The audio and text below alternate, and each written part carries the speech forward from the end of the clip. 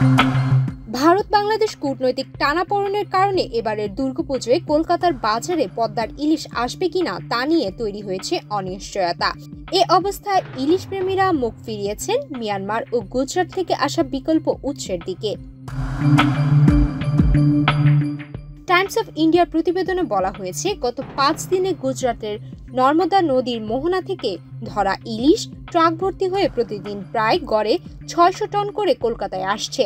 ডিমওয়ালা মাছের দাম প্রতি কেজি 900 থেকে 1000 রুপি ও ডিম না থাকলে 1200 থেকে 1400 রুপি। এর পাশাপাশি বাজারে রয়েছে মিয়ানমার থেকে আসা হিমায়িত ইলিশও, যার দাম প্রতি কেজি 1400 থেকে 1600 রুপি। বর্তমানে এসব মাছ কোল্ড স্টোরেজে সংরক্ষিত, জায়গা ছেড়ে দিচ্ছে গুজরাটের টাটকা ইলিশের জন্য। হাওড়ার পাইকারি বাজারে বর্তমানে কোল্ড স্টোরেজে মিয়ানমারের 625 টন ইলিশ রয়েছে। স্থানীয়ভাবে ডায়মন্ড হারবার ও দীঘা উপকূলের ছোট্ট ইলিশও বাজারে মিলছে। 450 থেকে 500 গ্রামের এসব মাছ বিক্রি হচ্ছে প্রতি কেজি 600 থেকে 800 রুপিতে। 1 কেজি বেশি ওজনের স্থানীয় ইলিশের দাম প্রায় 1800 রুপি। পদ্মার ইলিশ সাধারণত দুর্গাপুজোর আগে বাজারে আসে। প্রতি কেজির দাম গড়ে 1800 থেকে 2200 রুপি হলেও স্বাদের জন্য এর চাহিদা বেশি।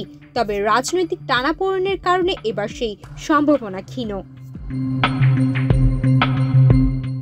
বাংলাদেশ ফিনান্সিয়াল অ্যাসোসিয়েশনের পক্ষ থেকে জানানো হয়েছে, ইলিশ রপ্তানির উদ্যোগ থাকলেও ভারতের ক্ষেত্রে সিদ্ধান্ত অনিশ্চিত। অন্যদিকে রপ্তানিকারকরা জানাচ্ছেন, এবার বড় ইলিশের সরবরাহ কম এবং দামের কারণে ভারতের বাজারে তা প্রতিযোগিতায় টিকবে না। তবে হাওড়ার পাইকারি ব্যবসায়ীদের আশা, দুই দেশের সম্পর্ক ও বাজারের প্রয়োজনেই পদ্মার ইলিশ শেষ পর্যন্ত আসবে।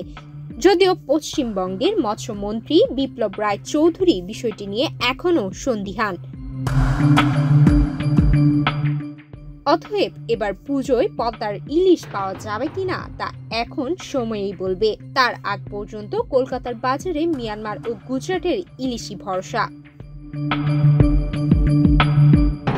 সুমায়া মিতু, বাংলাদেশ প্রতিদিন।